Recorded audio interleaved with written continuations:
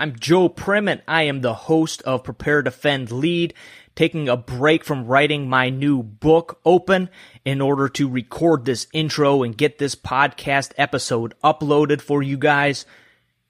I recorded this episode a long time ago, and as I dug into the archives to come up with a couple of episodes during my break that I enjoyed at the time and still think are very pertinent to what is going on in the world around us, this one was tops of the list. I really enjoyed the conversation and the opportunity to speak with Byron Rodgers. And since we recorded this podcast, he has really done some awesome things with his Protector Symposiums, having online training, really bringing access to some of the who's who in the defense industry and executive protection industry, really into your homes to do some virtual training and teaching. Byron is a great teacher. He's very good at conveying his ideas and his concept and making them understandable for everybody. So I really like what this guy's doing. Again, he was a great interview, and it was one of those interviews that you just really are enjoying it and kind of eating everything up all the way through. So I hope that you enjoyed this podcast as much as I did recording it way back a couple of years ago. And we'll start this interview on the other side of the intro. The comfort and distractions of today collide to indulge our desires and provide a slow death by apathy. A superior primitive ethos exists. Prepare for tomorrow. Defend what you value and lead those you love. This mindset is the foundation of living an authentic life as a bold, disciplined, man resolute in your mission. Prepare, defend, lead. Your mission. Own it. Own it. I have an excellent guest lined up for this episode, Byron Rodgers. He is the CEO of Bravo Research Group, and he is the host of Executive Protection Lifestyle. I've really been enjoying his podcast and glad that I had an opportunity to talk with him. Boom. Hey, what's going on, you guys? I am Byron Rodgers. I'm honored to be here on your show, man. It's really an honor. I guess a little bit about my background. I'm a U.S. Marine Corps combat veteran. Did 2 tours to Iraq, went on ahead and got that in 0351. So infantry, but also assault. So I specialize in demolitions and handheld rocket systems. That was a long time ago. Then I got into executive protection right out of the Marine Corps. So I've had 2 jobs, the Marine Corps, and then boom, private security. Right as I got in there, I got on one of the bigger and most heavily traveled details in the industry out of the United States. We hit about 60 some odd countries in the first 2 years. I continued doing that on repeat for the next 7 years. Then I started working the Cali circuit, and just working all the clientele up here in California.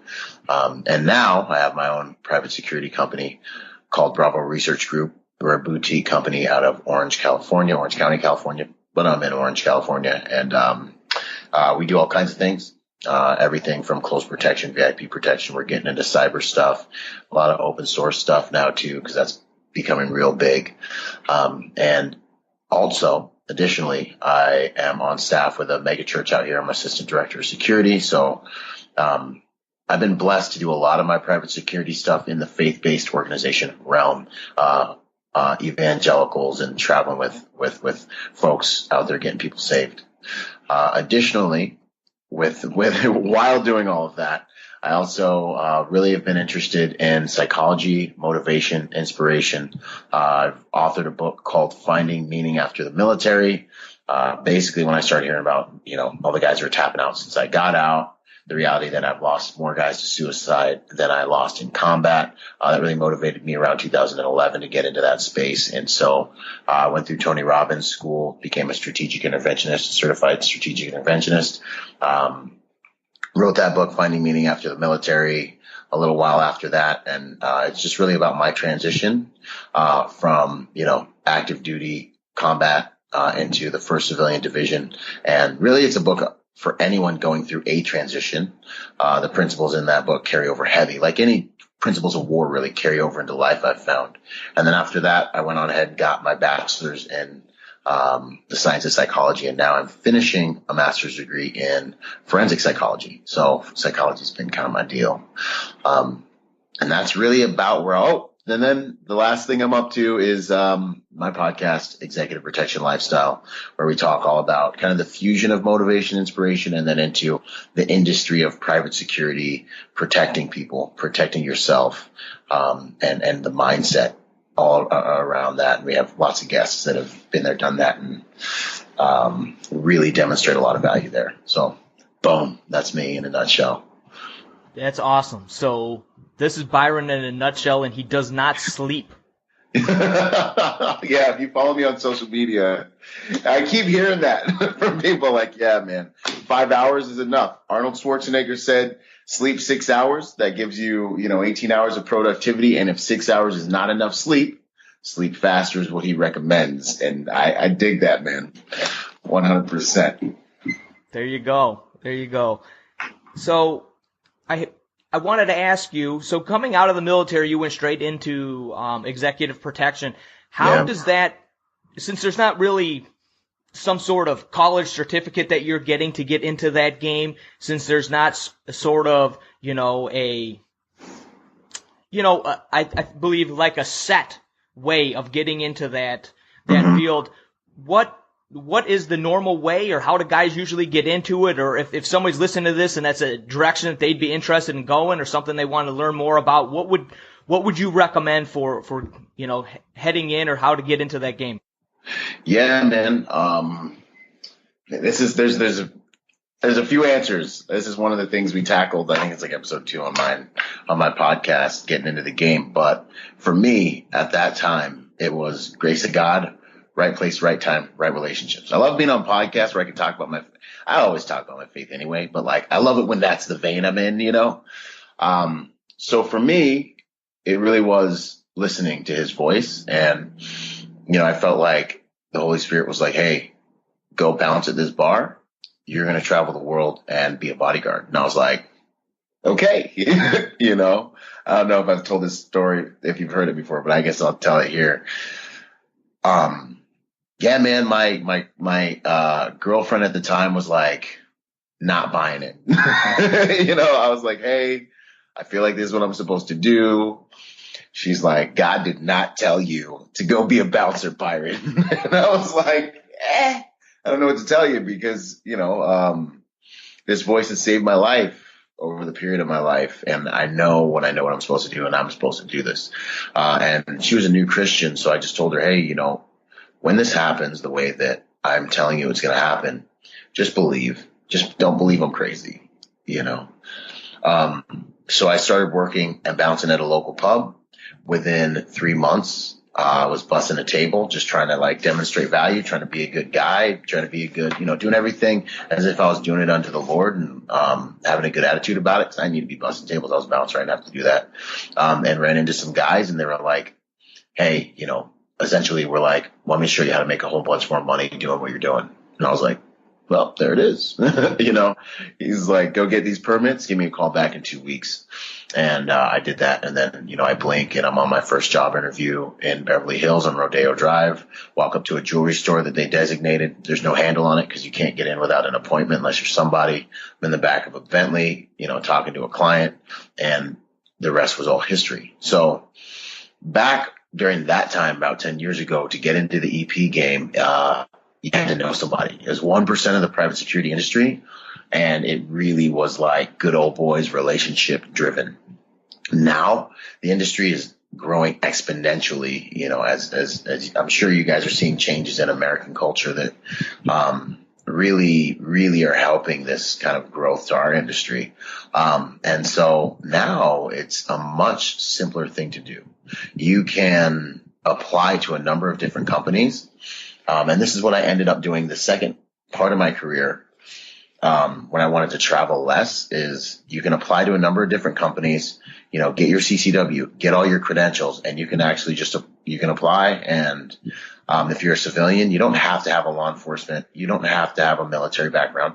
You can apply. And really what they're looking for, this is kind of the inside word, is like you need to have the social dynamics to be able to be put with a client and not embarrass the company. That's really, they can teach you everything else, but you need to be able to carry yourself in a way that represents that company's brand and, let the client see you as a representation of that company once that boss walks away. That's the main thing.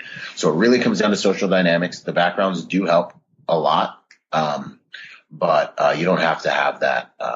And if you don't have that, go to a good EP school, something that's recognized. Ask the companies that you want to get on with what schools they recognize, and make yourself more attractive to them that way. And then go ahead and apply everywhere. Apply everywhere. And that's the new game. That's the new way to get into it. So walk us through then, Byron, what a day in the life of, being an EP is like. I mean, I know there's a lot of the drag and a lot of the, it's not what Hollywood, necessarily cracks it up to be. So just kind of hit on what you think is an average day, or what, or what you think might be interesting to know about doing this. Yeah, man. Private security. Let's see. Geez, man, it could go 100 different ways, really. You get into a rhythm with your client. You know your client's schedule. You know the types of things that they're going to do. One day you might just go to the grocery store, and pick the kids up from school, and it's an easy day. The next day you might be, and that's what I love about it, because I'm just not a cubicle guy. I'm not a corporate. I have corporate clients and I work in that space, but I couldn't do the 9 to 5 to the same box, and all that stuff. I'm a grunt, I'm an infantry dude, so the beauty of this industry is, I've seen 60 plus countries. And, like yesterday, for example, I was with my client. We went to some appointments, drove out to Beverly Hills, hung out there for the morning part of the day, done with that client by about 2:00. Had another client who had an event down in Crenshaw in LA, rolled down there, didn't advance, got there. Advance meaning I got to the location, took a look at the facilities, took a look at all of the different provisions that they made for my client coming in, shot that information back to the body man on the detail who was actually with the client, secured everything, and then they rolled in. We had the event, and then we all peeled out and went home. But next week, I'm going to different countries. So it could be anything as simple as I'm just shadowing this person. I'm ghosting, as we call it. I'm ghosting this person as they go through their everyday life, all the way up to, hey, we've got an event. There's going to be 80,000 people here. And we're at, high threat situation, high visibility situation. Our friends and our enemies know where we're going to be at what time, on what stage. And we're going 100%, 100% operational. So it really just fluctuates, man. You 1 minute you're here, the next minute you're there. And having flexibility is really the skill that helps you just be able to roll with the punches, because when you're dealing with people who are billionaires, millionaires, and very powerful, they can do what they want. That's, you get you get to see behind the scenes at a lot of places. You get a lot of access to things that most people never get to see and experience. So that's another big perk of the job. You're on private jets. Sometimes you're backstage, sometimes you're in king's palaces, sometimes you're in political situations, sometimes. So it's you're backstage while they're videoing, some TV show. Sometimes, you're rolling with a news reporter trying to keep them safe in the middle of a riot sometimes, so yeah, man, there's really not a normal day until you really get into a flow with a specific client. And that's your bread and butter. And then even then, if you're really pushing it, you're working other details here and there to bridge the gaps and maximize that income. So you talk a lot about mindset and a lot about Man, you've had on some great guests where it's a lot about mindset. It's a lot about the simple stuff, a lot about the street smarts. It's a lot about things in reality that every guy out there can learn from. Every guy out there can be walking themselves through situations. How can what you've learned through your years, through your experience, what are the main things that you think could transfer to the guy who's just taking his daughter or his daughter and his wife ice skating this afternoon or something, and, you know, there's a little bit of a crowd there, but because I think people completely miss out on the fact that we always should be aware of what's going on around us. Mm-hmm. So, but I think there's a real disconnect with the regular guy of, well, what does that mean to be aware? I understand I should be aware, but what in the world am I being aware of? What would you say to that guy that's kind of looking to step up his game as far as the protector and awareness as far as situations in general public? I would say, situational awareness is your number one most valuable weapon, but it's also more than that, because then you need the means to protect. You need some inoculation to violence.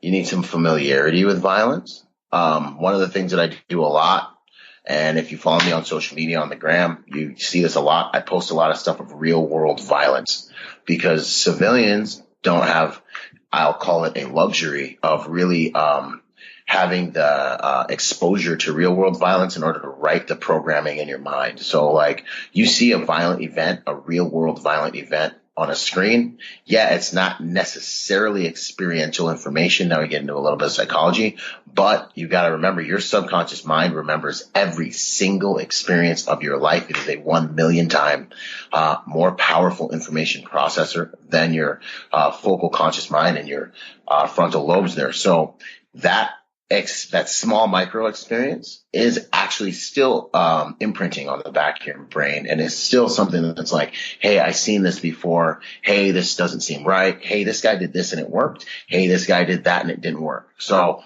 I really post a lot of those things, even though some of them are really like gruesome and unpleasant to watch, so people can really start getting a lens for, you know, some accurate perceptions on what violence really looks like before it starts, as it's happening, how quickly it happens, you know, and things like that. So awareness really becomes valuable when it's tempered with kind of the more some reality, you know. But if I was going to try to break this down in like a simple, succinct answer, I'd say situational awareness is key. But you need to have the means to protect yourself and the lens to recognize things. And that comes from experience. So I would say get yourself some training. There's lots of good stuff, man, that I could recommend, or just in general, get yourself some training so you have the confidence. And with that confidence and that training will come a more accurate awareness. We tend to shy away from things that we're not confident about. And, you know, it could be as simple as going down to your local gym, MMA gym, and just starting to box, you know, because as you see yourself as more, especially in I believe personal protection is the responsibility of every adult. And I also believe that men, as the ones who are biologically and physiologically gifted with strength naturally, I believe that responsibility falls on our shoulders primarily. If you're a woman and you're a single mom, then, you know, God bless you. You do the best you can. I believe guns are the ultimate equalizer too. So, you know, hey, women and guns, that is, I think, a match made in heaven, in my opinion. But for the civilian guy who's like, I'm trying to up my game, I'd say get some training. Rookies spend money on hardware. Professionals spend money on software, and you need to upgrade the software in your mind when it comes to recognizing violence, and then having the confidence to be who I believe God's called you to be as a man, if that stuff should come your way. So get some training. That's what I'd say, man. Spend some money, get some training. Buy a gun. It's not necessarily going to help you unless you understand how to use it. It is a tool. You know, it's good to do so, but the training's the most important. You talk a lot too about hardware versus software. When you're talking about software, can you define that? Yeah. So your software is simply the program that you're running in your mind, man. You know, like for me, I'm shooting something like 600 to 800 rounds a month while working and everything else, versus maybe your average criminal who sticks up a 7-Eleven, who's gone to the range a couple times. He's done a few things, but usually he might be planning on using intimidation. I've got multiple courses under my belt. I've got lots of training under my belt. So one of the things I'm trying to do as a good steward in this game of protection is I'm trying to make sure that, the programming that I'm running with regards to combat and personal protection and things like that is a much more sophisticated program by having more and more varied levels of experiential information when that engagement becomes about. So anyone who's doing anything, the software is the mindset, the thought process, the perspective, perception, the paradigm that you're using to run your life and your world. And that programming, that software permeates every area of your life. You know what I mean? Like, the Bible talks about renewing your mind, and that renewing of your mind, that's the software. You know what I'm saying? And the hardware is the physical realm, So you have had some great guests on your podcast, I think, really break down some of the nuance and just some of how much different the reality is of kind of like you're saying, how people are, how the bad guys are versus how we think they are. How bad people are versus the way that we see them on television or the way that we picture them in our mind. Can you get into a little bit of that, kind of the psychology of the predator? Because I think, I read, Tim Larkin's book, When Violence is the Answer. And I think his quote is something like, to the effect of, in a civilized society, violence is almost never the answer, but when it is, it's the only answer. And he had some really good stuff in there about breaking down, like social violence versus asocial violence. And I think that most of us as men really get and understand social violence. Get in a fight and, an hour later, 30 minutes later, you're, getting beers together, and it just was, it's just something that needed to be done, right? But asocial violence is a completely different animal. Can you kind of get into a little bit of the psychology between the difference between those two and the different animal that you're dealing with? I'm not familiar with that kind of paradigm of social and asocial. But what I will say is, when it comes to predators in our society, there's a lot to be said for hard targeting. There's a lot to be said for making yourself a less attractive target. A lot of what we do in private security is deterrence and is legitimately just kind of making us look like a harder target, or even using deception. When it comes to predators, what they're looking for are vulnerable targets. They're usually preying on the weak. They're usually preying on people that aren't paying attention. They're usually preying on people that don't seem like they're going to fight back or don't have the means to fight back. So a lot of the stuff that, I talk about in posts is like, for example, someone sitting in their car looking down at their cell phone. That's a fat target, beautiful target, actually. The posture that you use when you walk into a room. Do you make eye contact with everyone? Do you make eye contact with persons of interest? These are things that like showcase kind of your posturing, your fighting spirit, the type of person you are, male or female. Do you walk in and do you take mastery of the room? What positioning do you take in the room? Are you leaving your back to highly complicated, highly trafficked places in the room? Or do you put your back up against the wall where you have more control of the room and someone has to accept the fact that you're going to see them coming before they approach you? These are all things that a predator is going to have to factor in when he's getting ready to choose, who am I going to go ahead and try to take advantage of in this situation. Do you put yourself in positions, a lot of it is like, when you're vulnerable, late at night, walking back to your car, you're vulnerable. Sitting in a parking garage in your vehicle, you're vulnerable. Sitting in your car out in front of 7-Eleven, you're vulnerable. You know what I mean? and minimizing those gaps of vulnerability, because, there are times, and a lot of the violence you're dealing with, you might be dealing with somebody who isn't really committed to taking your life, who just wants to rob you. But at the same time, you might be dealing with someone, who is going to take your life regardless. And the only thing that's going to get you out of that situation is the grace of God and violence of action. I was on the last couple episodes of human trafficking that we're talking about with regards to, with Ed Calderon, we're talking about like the probability of you coming back from being kidnapped is like, it's very, very, very, very low in Mexico because they have body disposal, down to, they have it. And it's like an industry.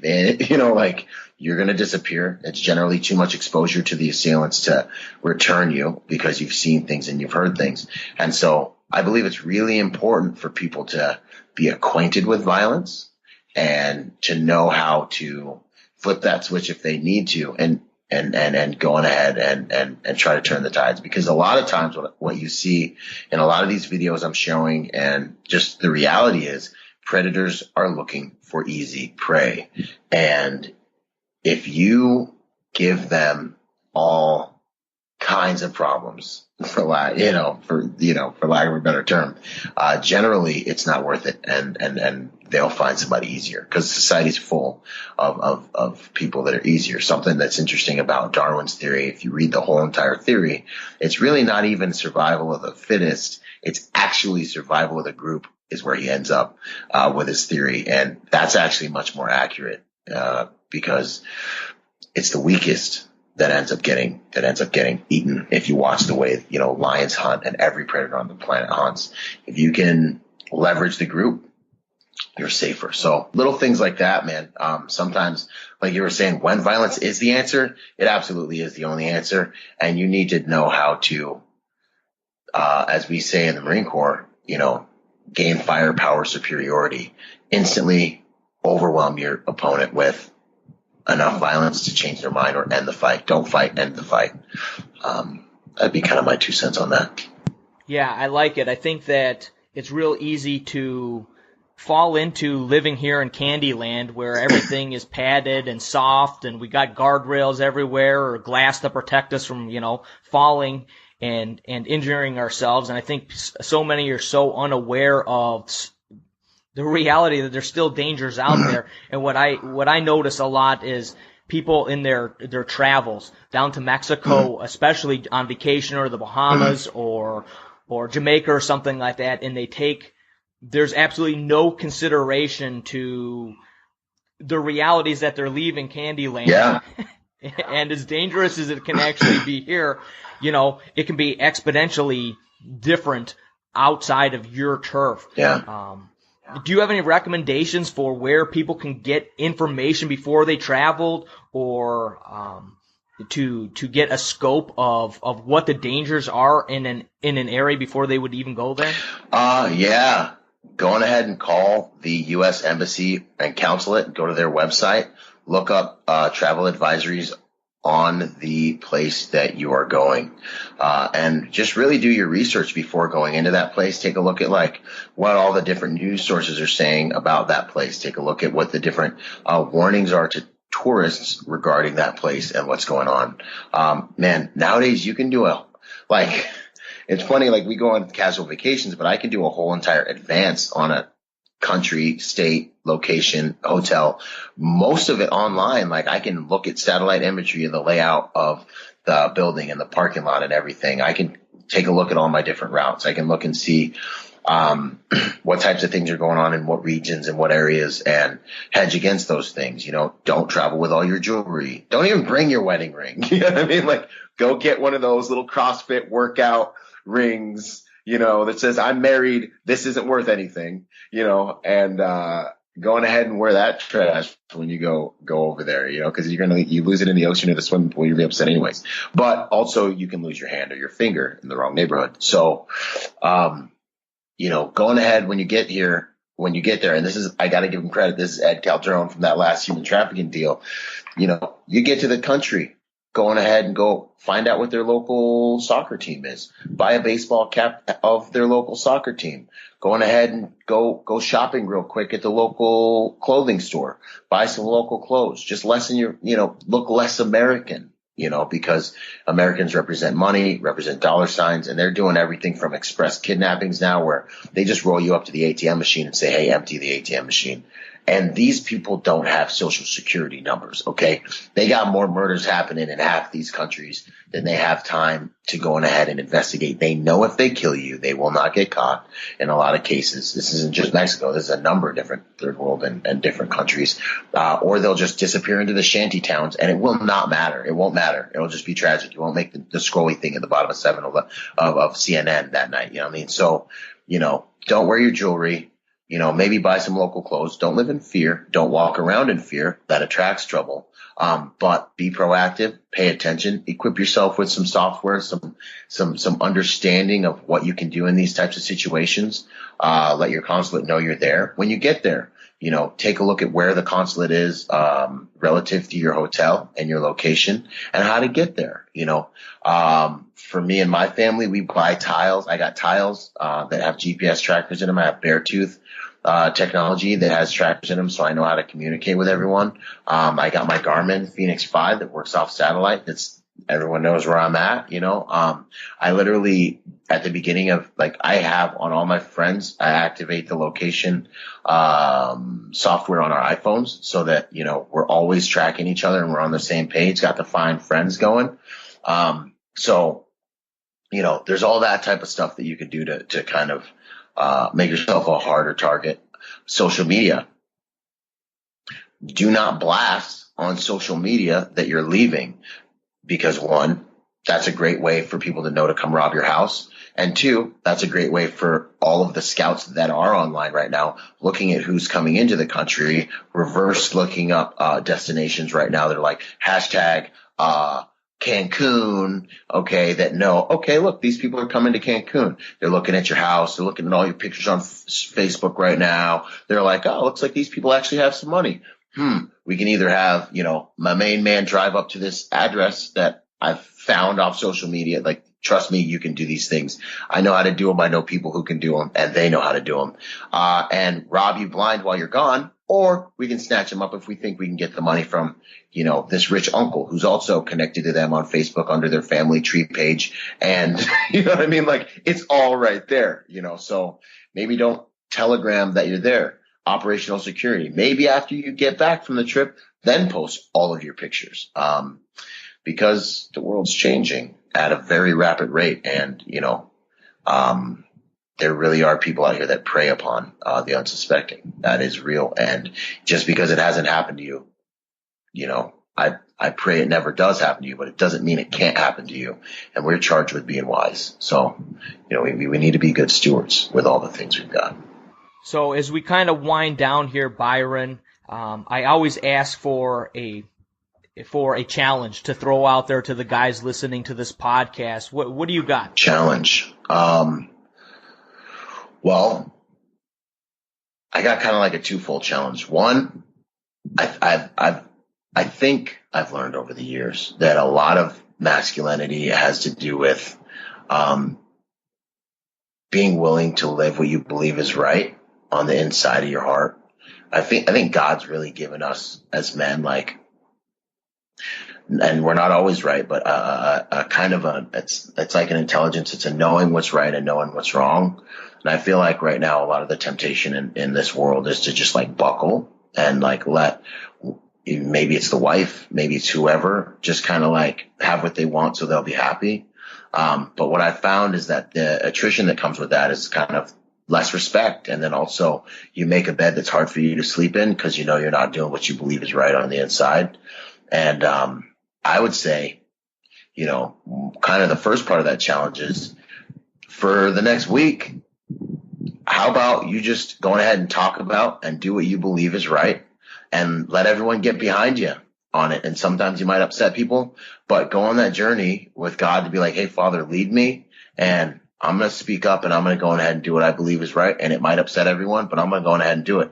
And what I've found in my life is, yes, I've had to fight some battles as a result, but the people that have been charged with following me have actually come to respect me even more, even if I made that mistake, because I made a mistake with the right heart, trying to provide and protect for the people I love. And also knowing that at the end of the day, all of this is my responsibility. So I take responsibility for my family. I take responsibility for the direction we go in. And that's why at the end of the day, I'm going to do what I genuinely believe is right to take care of you guys. And so it can be a new thing for some. For some, it's an old thing. But it's for me, I find that it's always refreshing to be like, hey, man, make sure you're being congruent and you're doing what you believe is right. And then the second part, as a man, I think if you're not doing anything physical, I think you're missing out on a huge part of what it is to be gifted with everything God's given us. And doing something physical, it's not just so you look good or you're physically strong.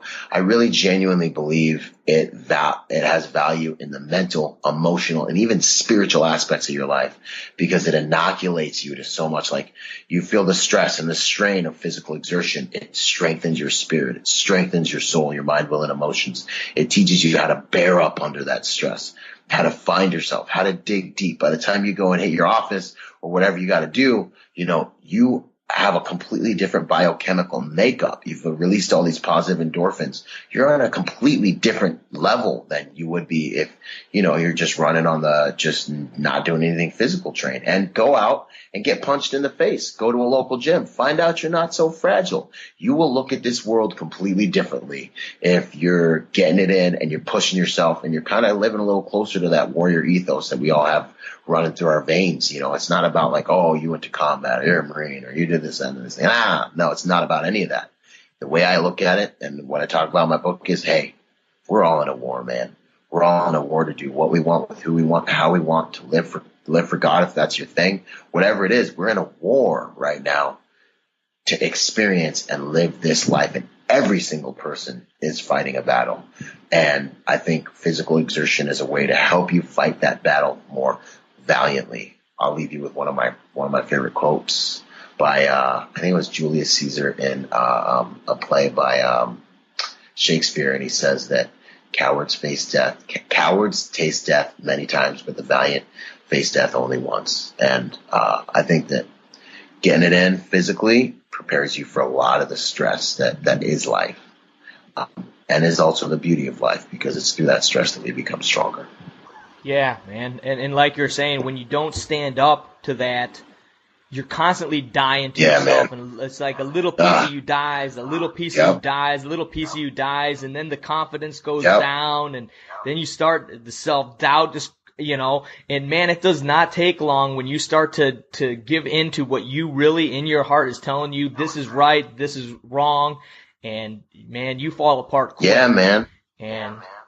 And the physical part too, man, that's a good Byron, because Thanks. I think that so many people right now are so confused on what it means to be a man. Yeah. And there's a lot of like fakers out there right now that then it just becomes about where the biceps are nothing but vanity. Yeah. That's the only reason that they're there. They're just they're just added on the same as the clothes that they're wearing. They're nothing different. And when that's the mindset versus the mindset of, like you said, you want to train your mind and push yourself through things and, endure things, and, that's what builds the man. Yeah. It's not the, it's. Yeah, no, I agree with you 100%. Like the physical stuff is like a byproduct, you know what I mean? But at the end of the day, a man is like, in my opinion, is protecting, he's providing. Men can love so amazingly because it takes strength to really love. Men are about standards. They're about discipline. I think one of the highest forms of love is discipline. I sacrifice maybe your affection to do what is in your best interest. You know, I sacrifice maybe you liking me right now to do what is ultimately going to keep you alive and make you a better person.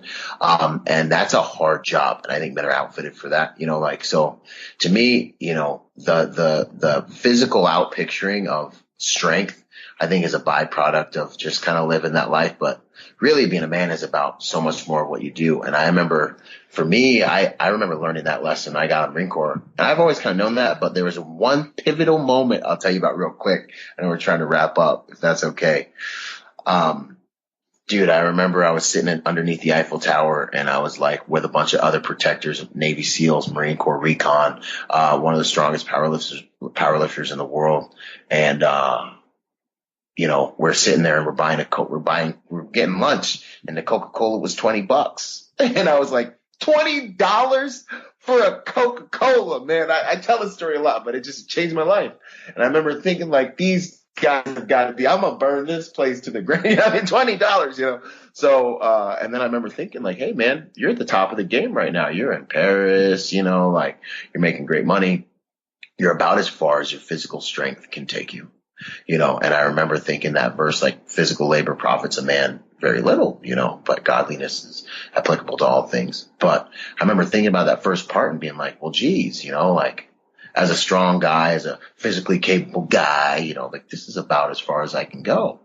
And then I started to realize there's a difference between strength and power. And I was like, how do I acquire power? You know, like, I have no power. If one of me and my buddies die, they'll replace us within 24 hours. I mean, another tough guy out here, you know, and it's like, I'm over here like the labor of my hands, you know, my hands are falling apart. I'm working so hard. And I remember realizing at that moment, man, like, physical strength is relative. It's local to wherever I am and whatever I'm doing. You know, if I want to acquire power in my life, I need to strengthen my mind. I need to strengthen my spirit. I remember being like, who's got power? And I was like, our boss, the little flamboyant guy in the room taking a nap in this best suite in the hotel. He's actually got the power. You know what I mean? And then I started to realize, like, power comes from something completely different. It comes by the grace of God and by strengthening my spirit, strengthening my mind, the programming, the quality of the programming, the algorithm through which I'm creating this reality by the grace of God, making decisions by the grace of God. You know, all that stuff is how you get yourself and provide and protect on higher and higher levels. And so I started to try to invest in my mind and my spirit, my soul, just as much, if not more, than I ever did in my physical body. And man, since that day, the results have just been spectacular, to tell you the truth. Yeah, man. And there's so much toxic masculinity around here. So, you know, like, I understand why everyone's afraid of it. You know, it's some guys, you know, there's so much we just need good, strong men to show the world that we're strong, because we're here to love and protect and provide.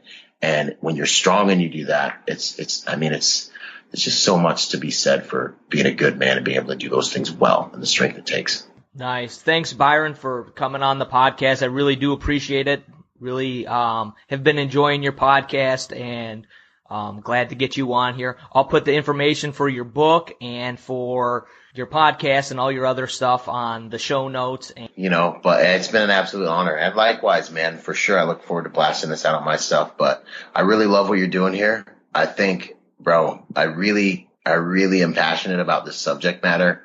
I think that men need more examples of healthy men to, like, look up to, healthy, godly men to look up to, who are holding the line, you know, like in that phalanx, like you see the Spartans on 300 that are holding the line, that are, you know, kind of being what we need in this society, because we don't have a lot of places to look. You look on TV, there's a bunch of weak dudes. You look at media, dudes are getting emasculated, crucified, demonized, you know, and men are cowering in our society. And honestly, it's our fault that we're letting it happen, you know, because everything's our fault, because everything's our responsibility, because we're men, you know. So, I really want to just honor you and honor the guys that follow what you're doing here. And, man, if there's any other way we can do co-ops, let me know, man, because I really believe in this stuff. As always, I hope you enjoyed that conversation with Byron Rodgers. All the information from the book he's written, to his website, to links to his Instagram accounts, are in the show notes. For the strength of the pack is the wolf, and the strength of the wolf is the pack.